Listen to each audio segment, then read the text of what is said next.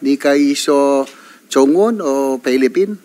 中文 Chongwon. 哦 Ni siya Philippine rin ma? Chongko rin man? 啊， Are you Chinese or Filipino? 我是中国人，但是中国人我来这边也20几年了，自己一直 So you are, ang ano niya, Madam Chair, that he is Chinese. O, niyo, chanche zai farmalima. 他说什么？ Tama? Mandarin pa rin po yun, Mr. Yang. 我Pakiulit, Miss Caroline. 听不大清楚。他在问你，你有参与这个 Farmally 公司吗 什么family 公司？Farmally 公司你有参与吗没有没有。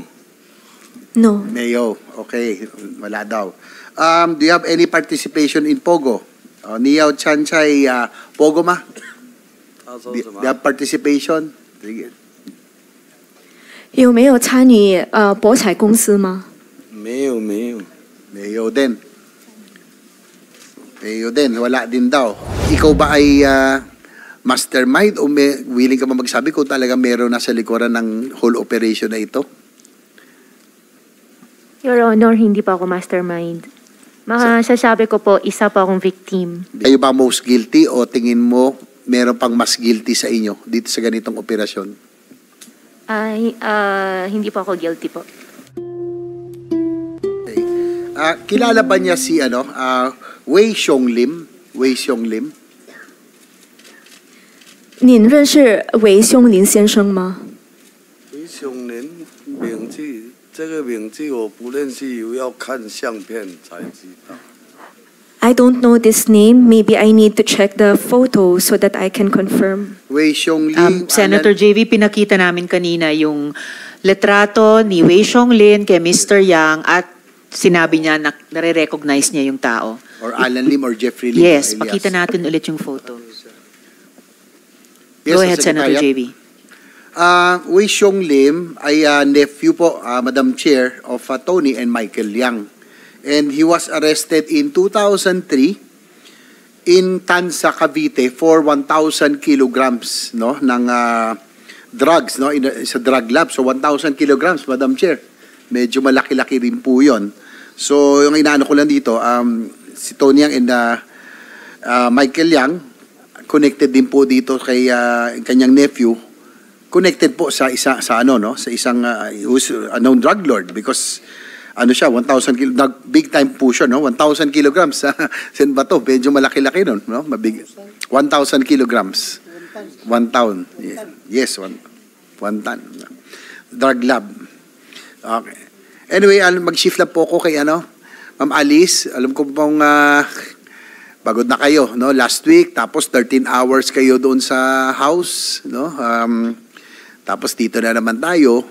Pero siguro interesado lang ako sa inyo ulit sa pagpasok sa inyong political career, paano ka nagsimula bilang mayor. Sabi mo nga, lumaki kayo sa Tarlac. Sino po ang nagsuporta sa inyo? I understand si former Mayor Feliciano, siya po ang tumulong sa inyo. Opo, Mr. Chair, sa mga leaders, sa mga ibang tao po, siya pa yung tumulong. Bali mga leaders niya, nung tumakbo ka dahil baguhan ka, ay pinrovide niya yung mga leaders niya sa iyo? Opo. Bali, ikaw ay dating negosyante, yung meron kayong farm, yung QJJ, bago ka pumasok ng pagka-mayor, tama? Opo.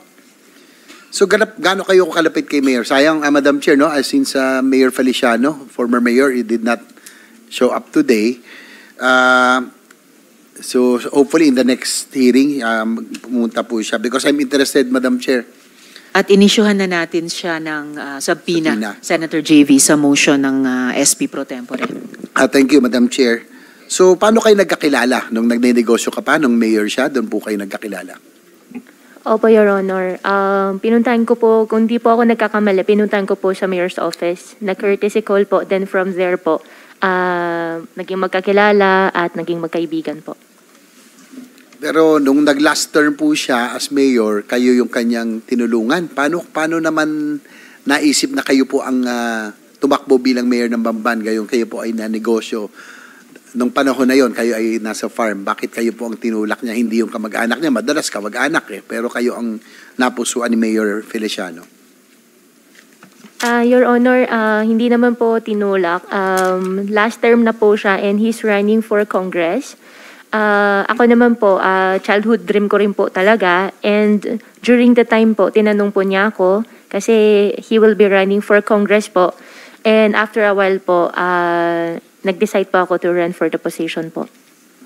So ito yung first nyo sa no? Hindi kayo naging official, kahit ano exposure from business, no? Kayo ay naging pinatakbo bilang mayor. Opo, tumulong po siya and together din po with the lineups din po, tinulungan din po ako ni former mayor po. Pero seryoso kaya siya sa pagtakbo niya? Sabi mo kanina, tumakbo siya bilang congressman, no, sa distrito dahil nag-last term siya. Seryoso kaya siya sa pagtakbo niyang congressman o baka naman gusto lang niyang makakuha ng campaign funds mula sa iyo? Dahil I understand, kayo ba nag-finance ang campaign ng buong team mo at kay Mayor Feliciano bilang congressman? Your Honor, negative po. Wala po akong minigay po sa kanya na any campaign fund. And I believe seryoso naman po siya kasi during the time po, very hard work naman po yung pagiging campaign po niya sa distrito po. Anyway, kasi na meron akong resulta dito, Madam Chair, nung 3rd Legislative District sa Tarlac, pangatlo po siya no? Kasi kung seryoso siya, mayor siya, incumbent mayor, sana man lang pangalawa, no? Independent. So, doon lang medyo nagdududa ako kung seryoso nga siya talaga. Sa kanyang pangampanya, he was a poor third doon po sa distrito, no? Dito pa yung resulta ng halalan. Anyway, I would have wanted to ask Mayor Feliciano, Madam Chair, probably hopefully next hearing, kasi po si Mayor Feliciano was also involved, kung naaalala nyo po yung hearing noong 2015, 2016, yung tungkol po sa Canadian waste, no, that was brought in the country, at nagkaroon po ng, alala ko kasi yun kasi para sa Bamban din ho yun, meron hong landfill doon, and I understand, Madam Chair, that the Sangguniang Bayan of Bamban already had an ordinance na banning passage of waste materials going to the landfill.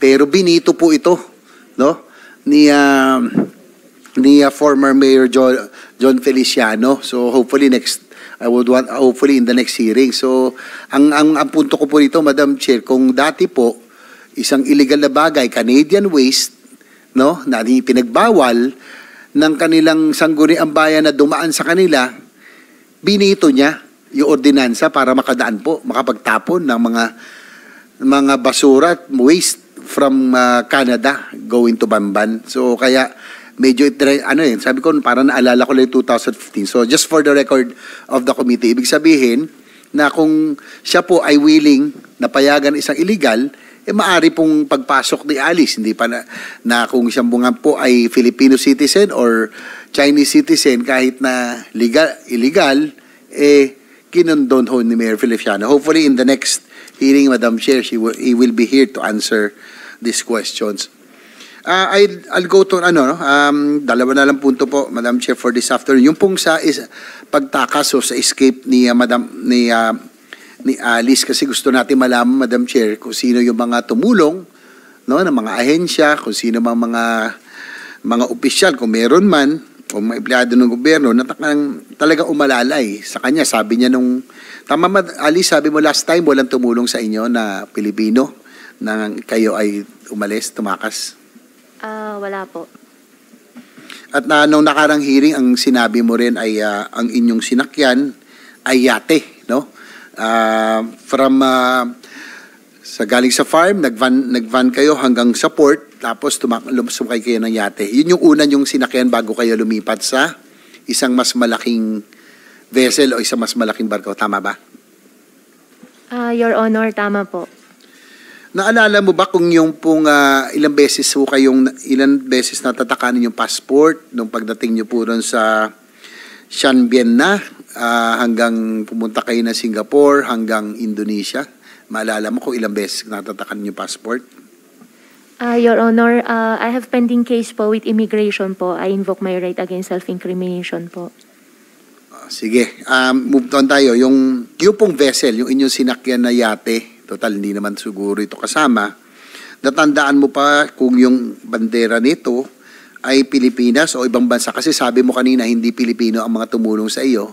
So gusto ko malaman kung yung yating ito ay Philippine flag vessel or a foreign flag vessel.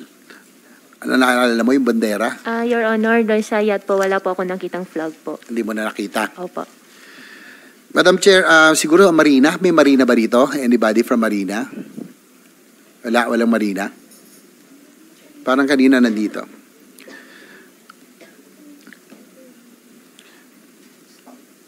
Siguro next, Madam Chair, kasi... Yes, Senator JV, baka sa susunod next. at baka huling hearing natin. Pero Sige. nandito rin po ang Coast Guard. Coast Guard? Kung gusto nyo silang Coast Guard. itanong. Sige po, tanong ko lang po. Correction, Senator JV, nandito po ang Marina. Ayan po. Si Attorney Den Tomas, tama? Den Thomas, dito ba? Andito po ba ngayon si Attorney Thomas? O siguro sa Coast Guard muna, habang inaantay natin Alright, kung Senator nandito nga JV. Marina. Pwede naman kayo lumapit dito para sumagot. Dem Redonia, yung sa Marina, dapat nandito yata.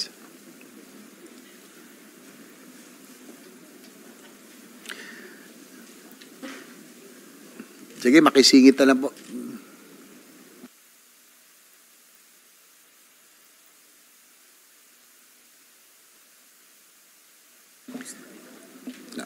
Sige, sa Coast Guard, please identify yourself, sir. Thank you, Madam Chair. Attorney Captain Oliver Tanseco, Philippine Coast Guard po. Captain Tanseco. Oo, Yes, sir. kasi sana tatanungin ko yung Marina dito because kasi ang ayon sa salaysay ni Alice Go, ang ginamit nila ay yate, no? Kung halimbawa, kasi I receive information, Madam Chair, that most of the yachts in the country, mga luxury yachts, karamihan, ay hindi po nakarehistro as Philippine vessel. Most of them are ang tawag sa kanila ay visiting yacht, no? Pero talagang ang pagmamay-ari po nila ay mga Pilipino rin. So ang tanong ko lang sa ating Coast Guard, kung gano'n halimbawa meron tayong suspicion na ginamit po 'yon, mas halimbawa foreign flag vessel, mas hindi nyo o Philippine flag vessel, may pagkakaiba ba yun kung sa inyo pong pagmamonitor? Halimbawa po, si Alice Go, meron hong, anong tawag doon, naka-red flag sa inyo, under watch. May pag-difference ba kung foreign or Philippine flag vessel ang tingin nyo na pwede nilang gamitin? Madam Chair. Under the Philippine Coast Guard Law, our present law, Republic Act 9993, wala pong exemption doon. All merchant vessel.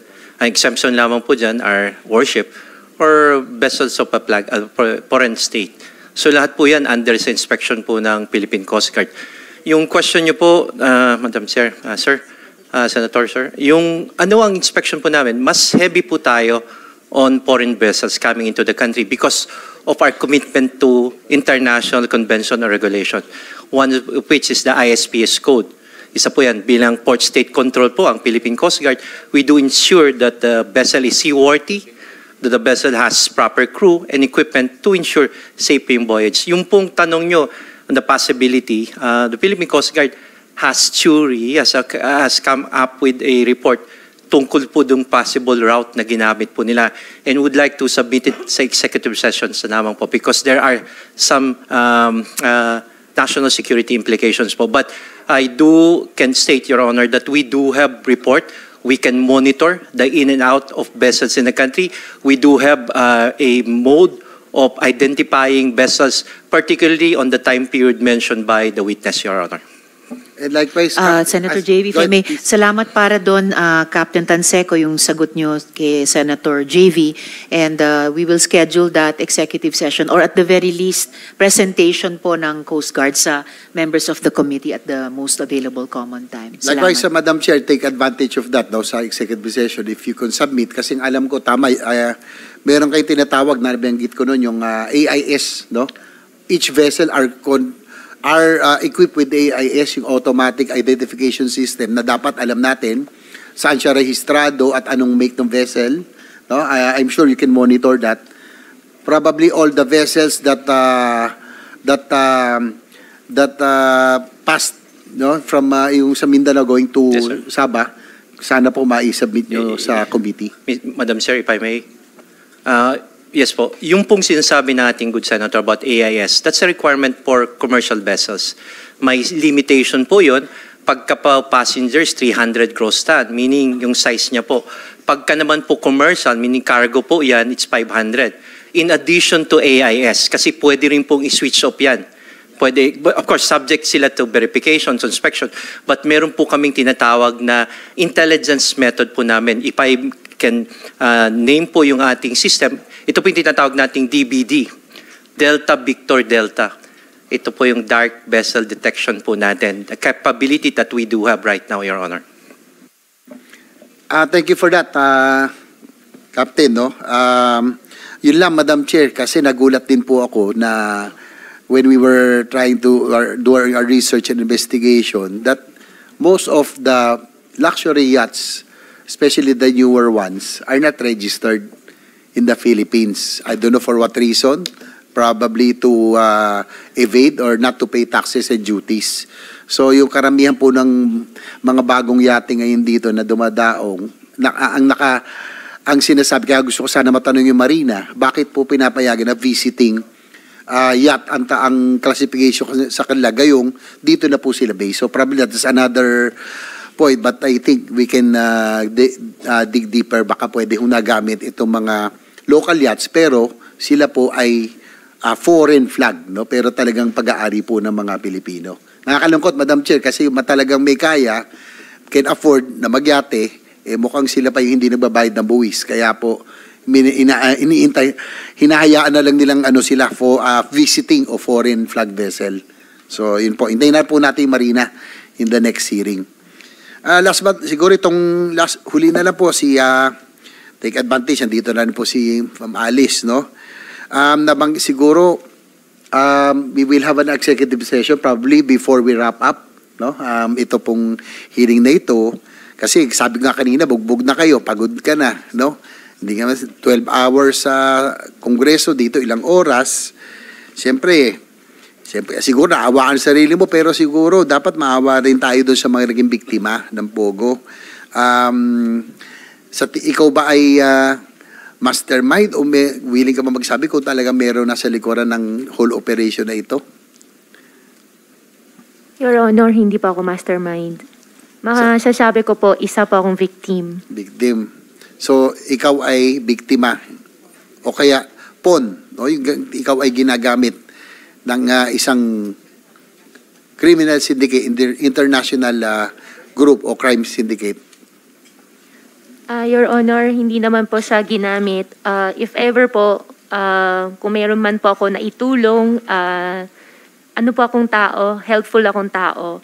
Kung meron man po, yun lang po. Pero sa mga activities po na ginawa or sa mga allegations po, wala pa akong kinalaman.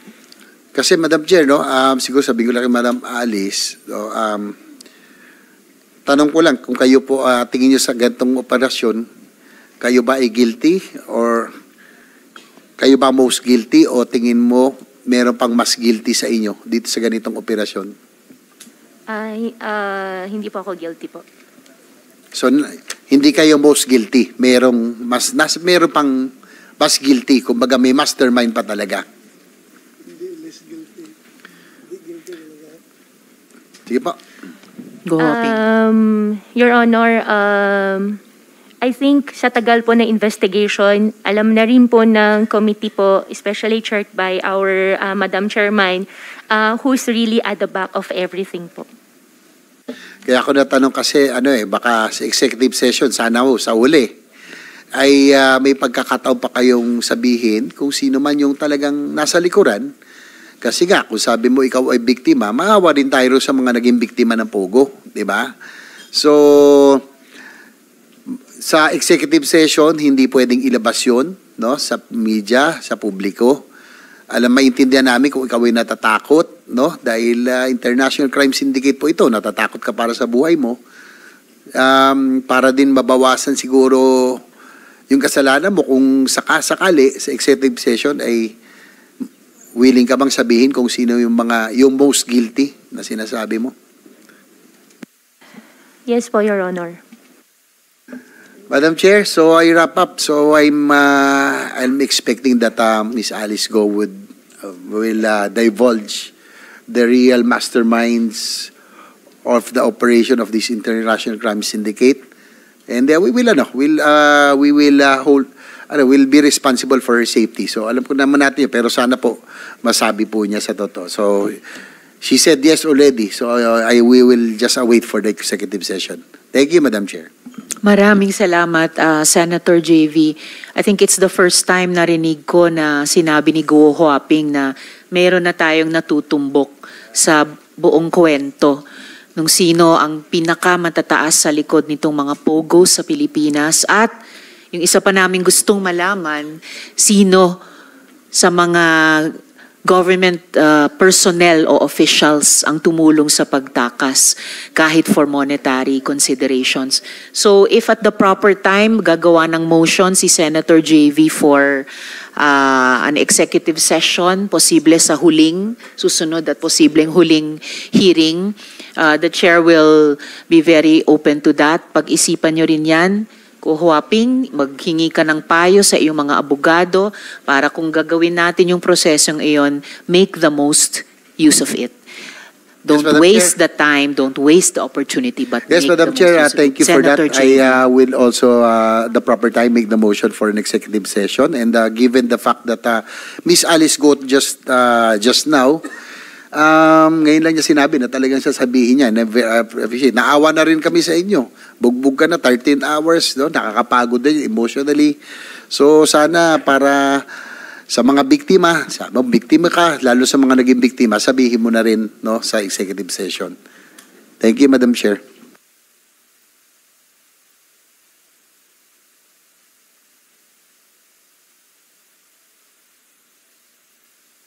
Madam Chair, with that, if we have the time, probably, if I move that we convene this committee in the executive session. Second the motion, Madam Chair. Moved and seconded and so ordered by the chair that in about 7 minutes, pag-suspend ng hearing na ito, we will move into executive session. We still have 7 minutes and babalik ako kay Senator De La Rosa dahil may suspended interpellation kayo. But just before that, one quick follow-up question kay Ms. Cassandra. May ifa-flash po akong photo dito kasi Bitino, yung tanong kanina, I believe ni Senator Sherwin sa inyo, sino nagpakilala sa inyo kay Charlotte? Kilala nyo ba itong taong ito na si Liu Dong? At siya ba, Liu Dong alias Boga, siya ba ang nagpakilala sa inyo kay Charlotte? O Liye ba yung sinabi niyong totoong pangalan? Chinese name ni Charlotte. Shelly po. Sorry, Shelly Yes, or Madam Charlotte. Chair. Si Liu Dong ba alias Boga ang nagpakilala sa inyo ni Shelly o ni Charlotte? Mr. Chair, hindi ko po siya, Madam Chair, sorry, hindi ko po siya kilala. Hindi mo kilala itong taong ito. Ngayon, naalala mo na ba sino, kung hindi man itong si Liu Dong alias Boga, naalala mo na ba kung sino nagpakilala sa inyo ni Charlotte or Shelly? Madam Chair, kung hindi po ako nagkakamali, nakilala ko po siya doon na lang sa loob po yata. Saan po? Nakilala ko na lang po siya nung, parang hindi ko po sigurado, parang, tawag po dito, nakilala ko na lang po siya as the manager of nung nag-rent po sa amin. Sabi mo kanina, nakilala mo siya sa loob ng... I mean, nakilala ko po siya dahil siya yung manager ng Lucky South po. Si Charlotte o si Shelly ang manager Yes ng po. Lucky South? Yes po. So, sinong nagpakilala sa inyo nung manager ng Lucky South? wala po ako matandaan right now. Bali, kung hindi po ako nagkakamali, baka pinakilala na lang po siya sa akin yung mga nagre-rent po doon. Sinong mga nagre-rent yun? Hindi ko na po talaga matandaan yung pangalan, Madam Chair.